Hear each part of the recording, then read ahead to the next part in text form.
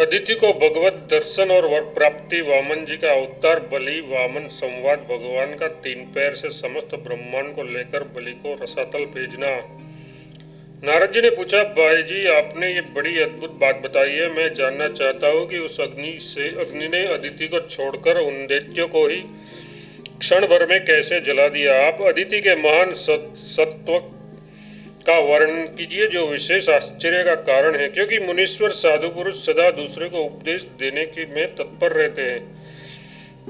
सनक जी ने कहा, नारद जी जिनका मन भगवान के भजन में लगा हुआ है, ऐसे संतों की महिमा सुनिए। भगवान के चिंतन में लगे हुए साधु पुरुष को बाधा देने में कौन समर्थ हो सकता है। जहाँ भगवान का भक्त रहता है वहाँ ब्रह्मा विष्णु शिव देवता सिद्ध मुनीश्वर और साधु संत नित्य निवास करते हैं।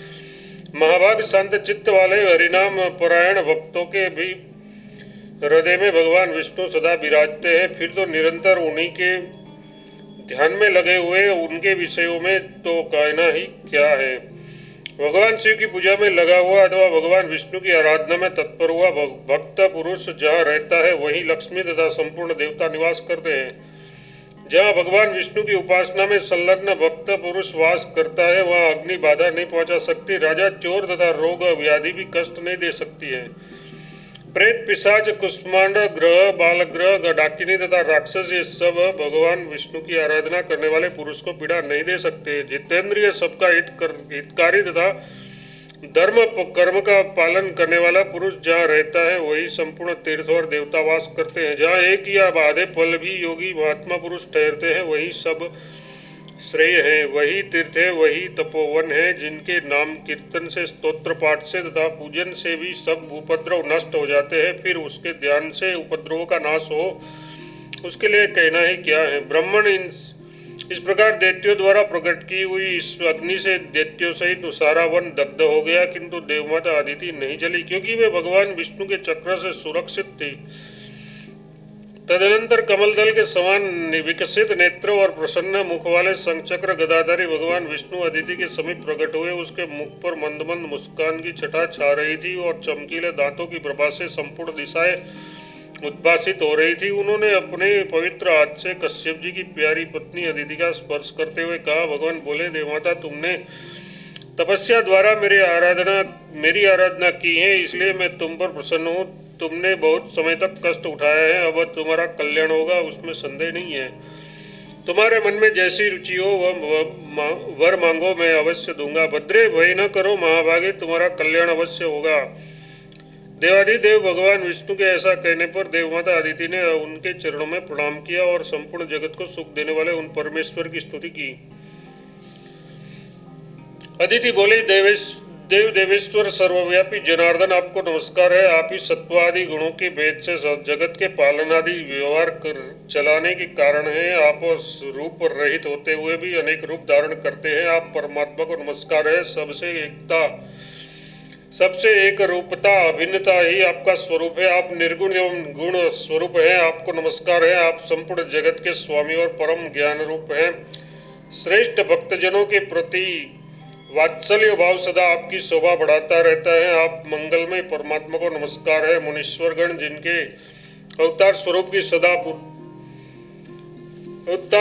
की सदा पूजा करते हैं, उन आदि पुरुष भगवान को मैं अपने मनोरथ की सिद्धि के लिए प्रणाम करती हूँ। जिन्हें श्रुतियाँ नहीं जानती, उसके ज्ञाता विद्वान पुरुष भी नहीं जानते, जो इस जगत के कारण है तथा माया को साथ रखते हुए भी माया से सर्वथा पृथक है, उन भगवान को नमस्कार करती हूँ। जिनकी अद्भुत कृपा दृष्टि माया को दूर भगा देने वाली है, जो जगत के कारण तथा जगत स्वरूप है, उन विश्व वंदित भगवान को मैं वंदना करती हूँ।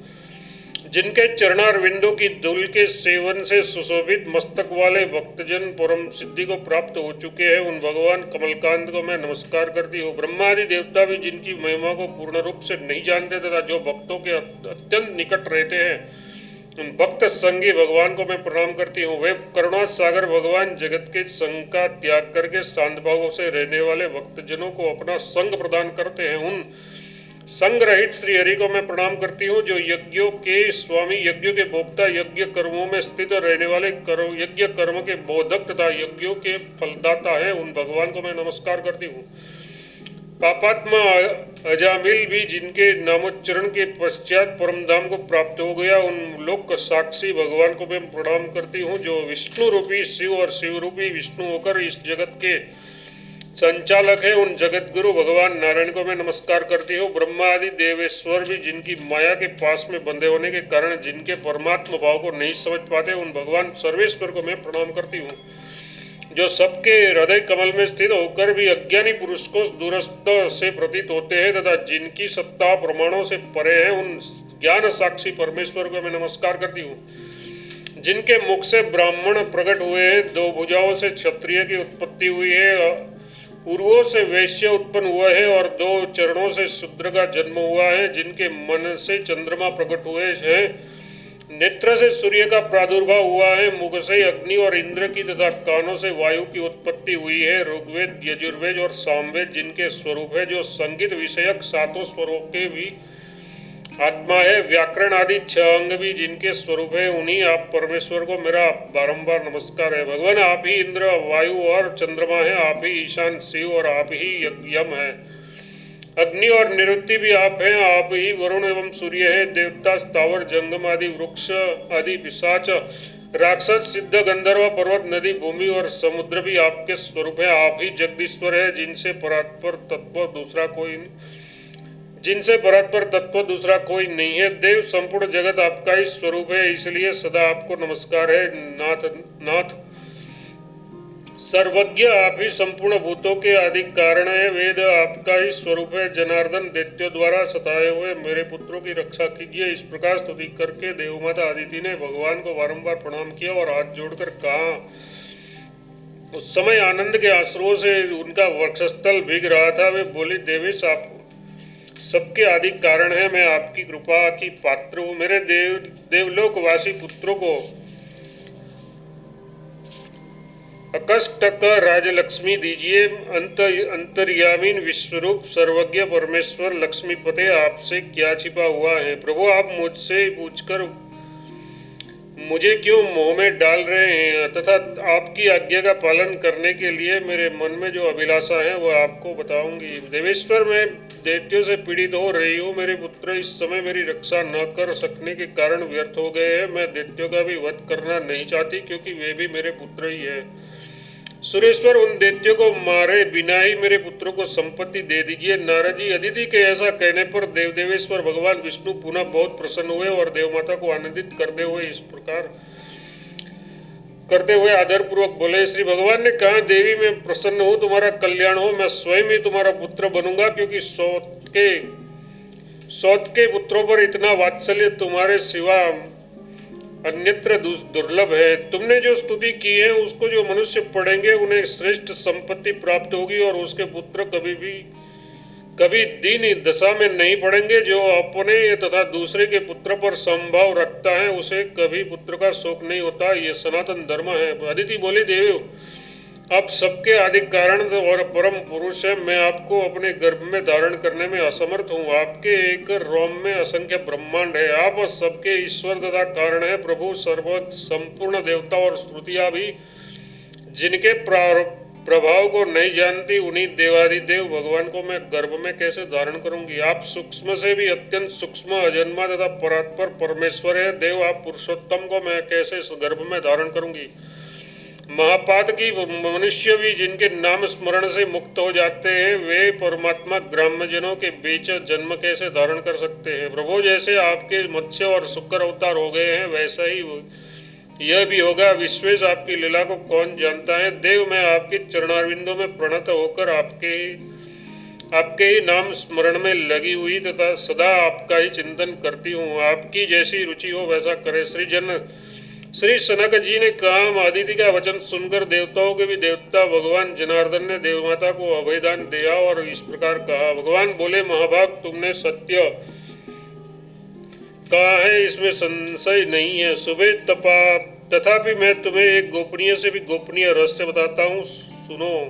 जो राग द्वेष से शून्य, दूसरों में कभी दोष नहीं देखने वाला और दंभ से दूर रहने वाला मेरे शरणागत भक्त हुए भक्त है वे सदा मुझे धारण कर सकते हैं। जो दूसरों को पीड़ा नहीं देते, भगवान शिव के भजन में लगे रहते हैं और मेरी कथा सुनने में अनुराग रखते हैं, वे सदा मुझे अपने हृदय में धारण करते हैं। देवी, जिन्होंने पति भक्ति का आश्रय लिया है, पति ही जिनका प्राण है और जो आपस में कभी डाह नहीं रखती, ऐसी पतिव्रता स्त्रियां भी मुझे सदा अपने भीतर धारण कर सकती है। जो माता पिता का सेवक, गुरु भक्त, अतिथियों का प्रेमी और ब्राह्मणों का हितकारी है, वह सदा मुझे धारण करता है। जो सदा पुण्य तीर्थों में सेवन करते, सत्संग में लगे और रहते हैं और स्वभाव से ही संपूर्ण जगत पर कृपा रखते हैं, वे मुझे सदा अपने हृदय में धारण करते हैं। जो परोपकार में तत्पर, पराये धन के लोभ से विमुख और पराई स्त्रियों के प्रति नपुंसक होते हैं, वे भी सदा मुझे अपने भीतर धारण करते हैं। जो तुलसी की उपासना में लगे हैं, सदा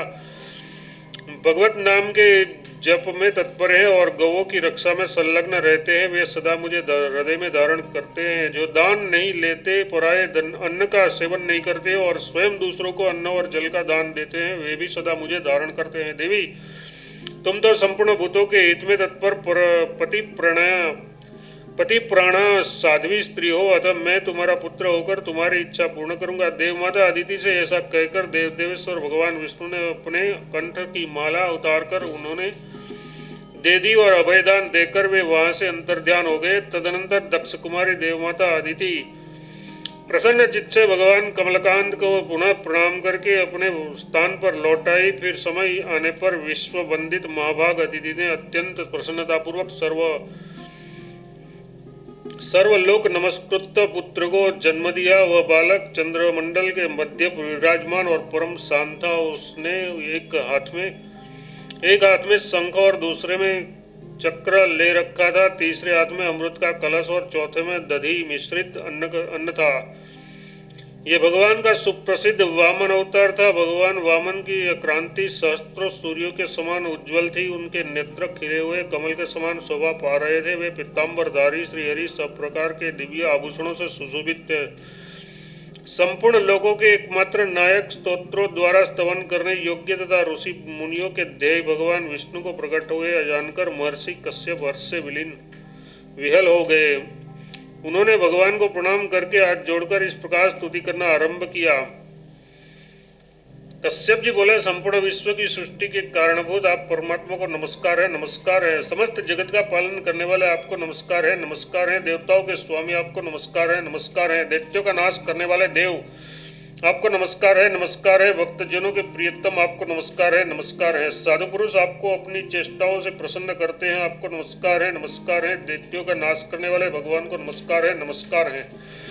उन जगदीश्वर को नमस्कार है, नमस्कार है। कारणवश वामन स्वरूप धारण करने वाले अमित पराक्रमी भगवान नारायण को नमस्कार है, नमस्कार है। धनुष, चक्र, खड्ग और गदा धारण करने वाले पुरुषोत्तम को नमस्कार है। क्षीरसागर में निवास करने वाले भगवान को नमस्कार है। साधु पुरुषों के हृदय कमल में विराजमान परमात्मा को नमस्कार है, जिनकी अनंत प्रभा की सूर्य आदि से तुलना नहीं की जा सकती। जो पुण्य कथाओं में आते और स्थित रहते हैं, उन भगवान को नमस्कार है, नमस्कार है। सूर्य और चंद्रमा आपके नेत्र हैं, आपको नमस्कार है, नमस्कार है। आप यज्ञों का फल देने वाले हैं, आपको नमस्कार है। ये आप यज्ञ के संपूर्ण अंगों में विराजित होते हैं, आपको नमस्कार है। साधु पुरुषों के प्रियतम आपको नमस्कार है। जगत के कारणों के भी कारण आपको नमस्कार है। प्राकृत शब्द रूप आदि से रहित आप परमेश्वर को नमस्कार है। दिव्य सुख प्रदान करने वाले आपको नमस्कार है। भक्तों के हृदय में वास करने वाले आपको नमस्कार है। मत्स्य रूप धारण करके अज्ञान अंधकार का नाश करने वाले आपको नमस्कार है। कश्यप रूप से मंद्राचल धारण करने वाले आपको नमस्कार है। यज्ञ वराह नामधारी आपको नमस्कार है। हिरण्याक्ष को विदीर्ण करने वाले आपको नमस्कार है। वामन रूपधारी आपको नमस्कार है। क्षत्रिय कुल का संहार करने वाले परशुराम रूपधारी आपको नमस्कार है। रावण का संहार करने वाले श्री राम रूपधारी आपको नमस्कार है। नंद सुत और बलराम जिनके ज्येष्ठ भ्राता हैं, उन श्री कृष्ण अवतारधारी आपको नमस्कार है। कमलकांत आपको नमस्कार है। आप सबको सुख देने वाले तथा स्मरण मात्र करने पर सबकी पीड़ाओं का नाश करने वाले हैं, आपको बारंबार नमस्कार है। यज्ञेश, यज्ञ स्थापक, यज्ञ विधि, यज्ञ विग्रह, विनाशक यज्ञ रूप और यजमान रूप परमेश्वर आप ही यज्ञ के संपूर्ण अंग है। मैं आपका यजन करता हूँ। कश्यप जी के इस प्रकार स्तुति करने पर संपूर्ण लोगों को पवित्र करने वाले देवेश्वर वामन हंसकर कश्यप जी का हर्ष बढ़ाते हुए बोले, भगवान ने कहा, तात तुम्हारा कल्याण हो, मैं तुम पर बहुत प्रसन्न हूँ। देव पूजित महर्षि, थोड़े ही दिनों में तुम्हारा संपूर्ण मनोरथ सिद्ध करूंगा। मैं तुम पहले भी 2 जन्मों में तुम्हारा पुत्र हुआ हूँ तथा अब इस जन्म में भी तुम्हारा पुत्र होकर तुम्हें उत्तम सुख की प्राप्ति कराऊंगा। इधर दैत्यराज बलि ने भी अपने गुरु शुक्राचार्य तथा अन्य मुनीश्वरों के साथ दीर्घकाल चलने वाले ये बहुत बड़ा यज्ञ आरंभ किया। उस यज्ञ में ब्रह्मवादी महर्षियों ने हविष्य ग्रहण करने के लिए लक्ष्मीपति भगवान विष्णु का आह्वान किया।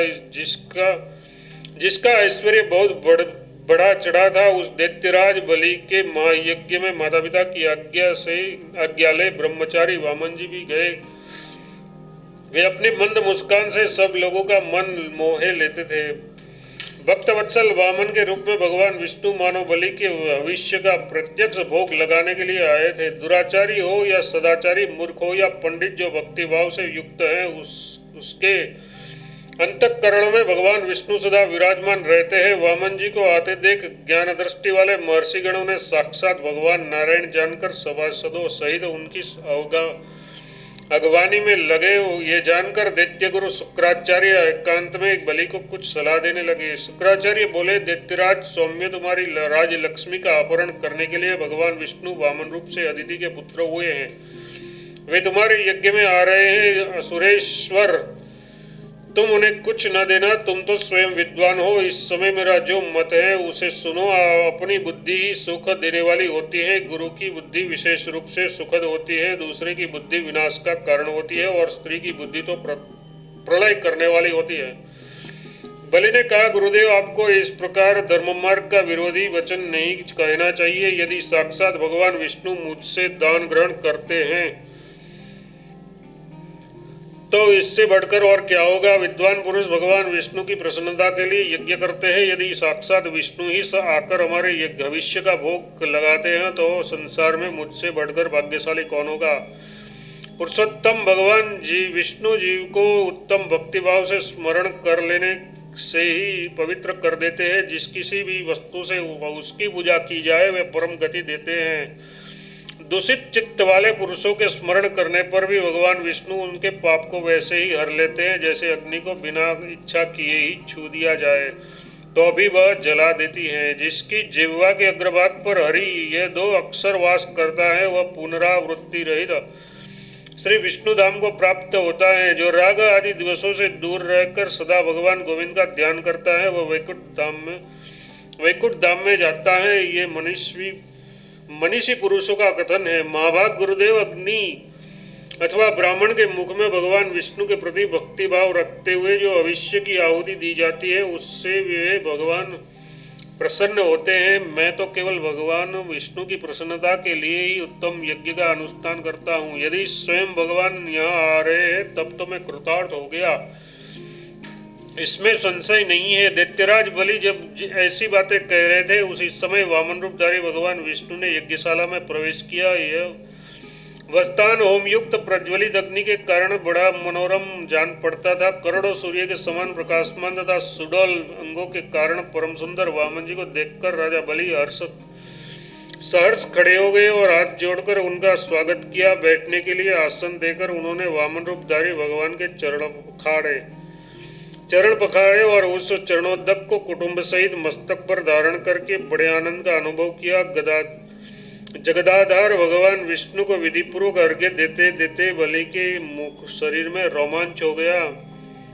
नेत्रों से आनंद के आंसू झरने लगे और वे इस प्रकार बोले। बलि ने कहा, आज मेरा जन्म सफल हुआ, आज मेरा यज्ञ सफल हुआ और मेरा यह जीवन भी सफल हो गया। मैं कृतार्थ हो गया, जिसमें संदेह नहीं है। भगवान, आज मेरे यहाँ अत्यंत दुर्लभ अमोघ अमृत की वर्षा हो गई। आपके शुभागमन मात्र से अनायास महान उत्सव छा गया, इसमें संदेह नहीं है कि सब ऋषि कृतार्थ हो गए।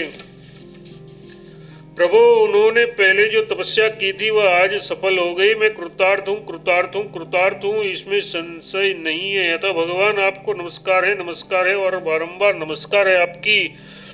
आज्ञा से आपके आदेश का पालन करूं, ऐसा विचार मेरे मन में हो रहा है। अतः प्रभु आप पूर्ण उत्साह के साथ मुझे अपनी सेवा के लिए आज्ञा दे। यज्ञ में दीक्षित यजमान बलि के ऐसा कहने पर भगवान वामन हंसकर बोले, राजन, मुझे तपस्या के निमित्त रहने के लिए 3 पग भूमि दे दो। वो भूमि दान का महात्म्य मान है, वैसा दान न हुआ है और न होगा। भूमि दान करने वाला मनुष्य निश्चय ही परम मोक्ष पाता है। जिसने अग्नि की स्थापना की हो, उस क्षत्रिय ब्राह्मण के लिए थोड़ी सी भी भूमि दान करके मनुष्य पुनरावृत्ति रहित परम ब्रह्मलोक को प्राप्त कर लेता है। भूमिदाता सब कुछ देने वाला कहा गया है। भूमिदान करने वाला मोक्ष का भागी होता है। भूमिदान को अतिदान समझना चाहिए। वह सब पापों का नाश करने वाला है। कोई महापातक से युक्त अथवा समस्त पातकों से दूषित हो तो भी 10 हाथ भूमि का दान करके सब पापों से छूट जाता है।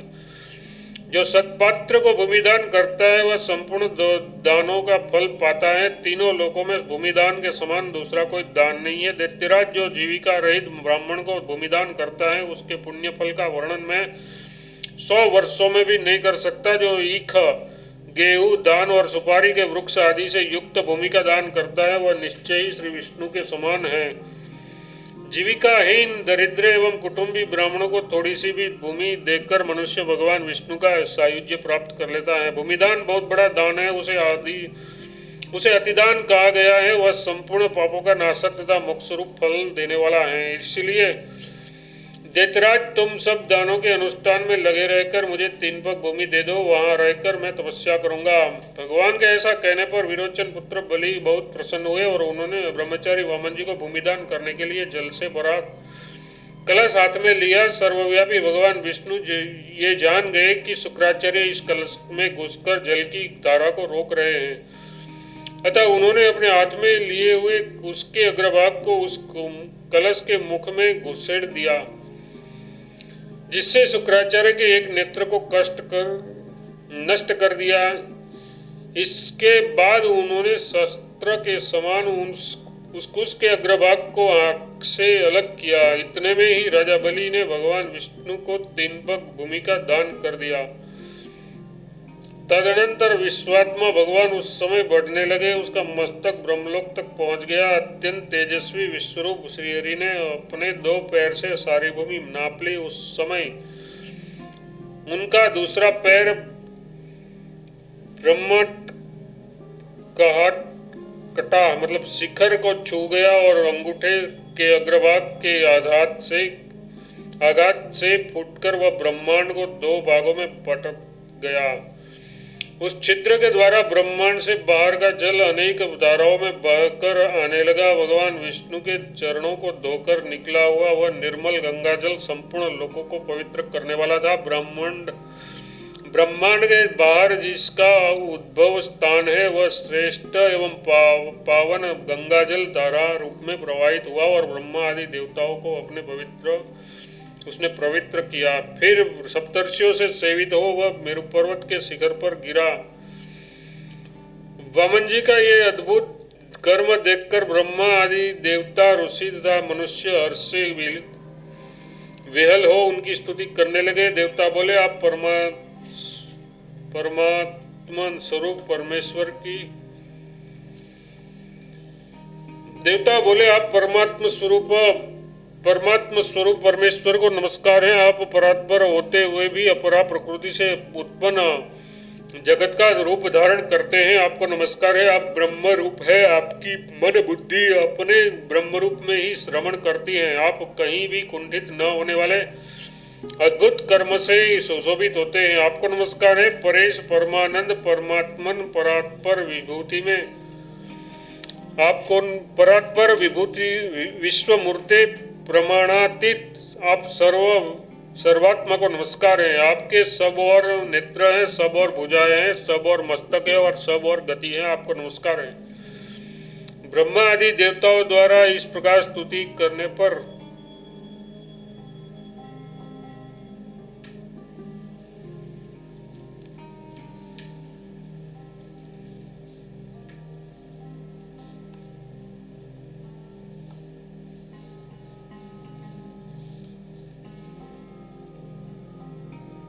ब्रह्मादि देवताओं द्वारा इस प्रकार स्तुति किए जाने पर भगवान महाविष्णु ने स्वर्गवासी देवताओं को अभयदान दिया और वे देवादिदेव सनातन श्री हरि बहुत प्रसन्न हुए। उन्होंने एक पग भूमि की पूर्ति के लिए विरोचन पुत्र दैत्यराज बलि को बांध लिया, फिर उसे अपनी शरण में आया जान रसातल का राज्य दे दिया और स्वयं भक्त के वशीभूत होकर बलि के द्वारपाल होकर रहने लगे।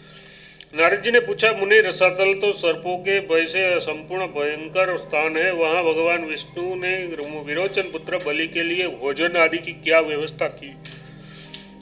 श्री शनक जी ने कहा, नारद जी, अग्नि में बिना मंत्र के जो आहुति डाली जाती है और अपात्र को जो दान दिया जाता है वह सब कर्ता के लिए भयंकर होता है और वही राजा बलि के भोग का साधन बनता है। अपवित्र मनुष्य के द्वारा जो भविष्य का होम दान और सत्कर्म किया जाता है वह सब रसातल में बलि के उपभोग के लिए योग्य होता है और कर्ता को अतः पात रूप फल देने वाला है। इस प्रकार भगवान विष्णु ने बलि दैत्य को रसातल लोक और अभयदान देकर संपूर्ण देवताओं को स्वर्ग का राज्य दे दिया। उस समय देवता उसका पूजन, महर्षिगण स्तवन और गंधर्व लोग गुणगान कर रहे थे। वे विराट महाविष्णु पुनः वामन रूप हो गए। ब्रह्मवादी मुनियों ने भगवान का ये महान कर्म देखकर परस्पर मुस्कुराते हुए इस प्रकार पुरुषोत्तम को प्रणाम कर किया। संपूर्ण भूतस्वरूप भगवान विष्णु वामन रूप धारण करके सब लोगों को मोहित करते हुए तपस्या में निकले हुए गंगा देवी का ऐसा प्रभाव है कि जिसके स्मरण मात्र से मनुष्य संपूर्ण पातकों से मुक्त हो जाता है। जो इस गंगा महात्मा को देवालय अथवा नदी के तट पर पढ़ता या सुनता है वह अश्वमेघ का फल पाता है।